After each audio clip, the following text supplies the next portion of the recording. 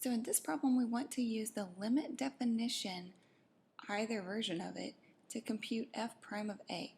Okay, so we have two versions. We have the f prime of a is equal to the limit as x approaches a of f of x minus f of a all over x minus a. A is the point right here at which we're trying to find the derivative. And then the other version is the limit as h approaches 0 of f of a plus h minus f of a all over h. Alright, so it doesn't really matter which version we use. I think I'll go with the top version here. Let's go with that one. So I'm going to apply that right here. So the derivative at 4 is what we're interested in. So is the limit as x approaches 4 of f of x, which we can just go ahead and substitute in. F of x is 7x plus x to the minus 1. I'm going to write that as 1 over x minus f of a. Let's see, f of a means f of 4. So f of 4, let's go over here to the side and compute that real quick. F of 4 is going to be equal to 7 times 4 plus 1 over 4. X to the minus 4 is 1 over 4. So that's equal to 28 plus 1/4. Let's put some parentheses there. 28 plus 1/4. I could go ahead and get a common denominator, but I'll just go ahead and write it in first. All over x minus a, which is going to be x minus 4. Okay.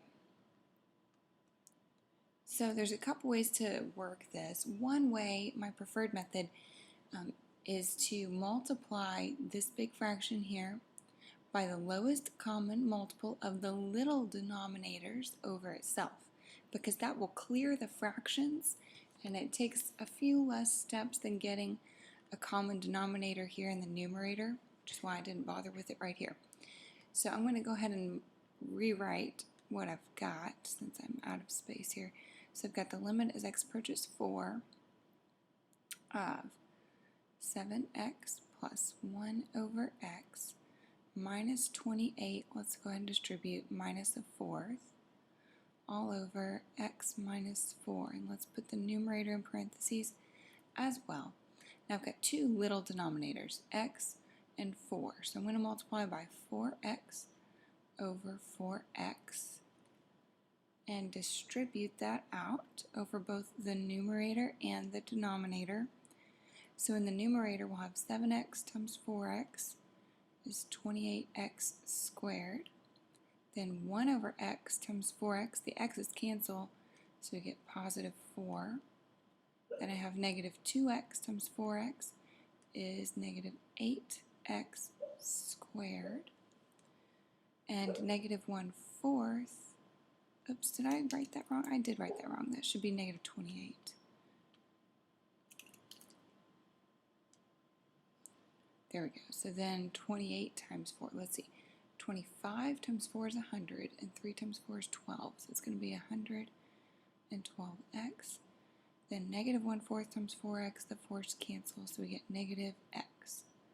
Okay, and the denominator, we want to leave that one factored. I think I said distribute, but we don't want to do that. We want to leave it factored so that we can combine like terms in the numerator and then factor or cancel with one of those factors in the denominator. So taking a look at this and double checking what I did here, 28x squared plus the 4 because the x's cancel, then minus 112x minus x. I think that looks correct. So then we can go ahead and combine these two terms here on the right.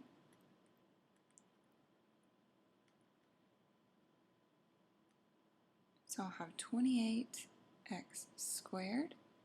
Let's see, negative 112x minus x is negative 113x, then we have plus 4. So that's a huge quadratic, and we're going to try to factor it in the hopes that x minus 4 is one of the factors, because I want this factor in the bottom to cancel with one of the factors on top.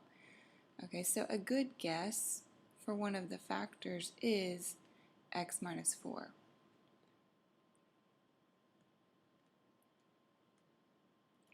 So we're going to guess that and then see what we're left with. So in the top, if x minus 4 is one of the two factors of that quadratic, then the other factor would have to be 28x. And let's see, the last two terms need to multiply to positive 1. We've got a negative 4 there, so that would have to be negative 1. And in the bottom, we've still got x minus 4 times 4x. Now let's see, that would give me 28x squared minus 1x minus 112x is negative 113x, then plus 4. So that does work. Then the x minus 4's cancel, which is what we want. So now we can take the limit by plugging in this 4 for the remaining x's. So I'll have 28 times 4 minus 1 in the numerator divided by 4 times 4 in the denominator there. So you just need to simplify that number.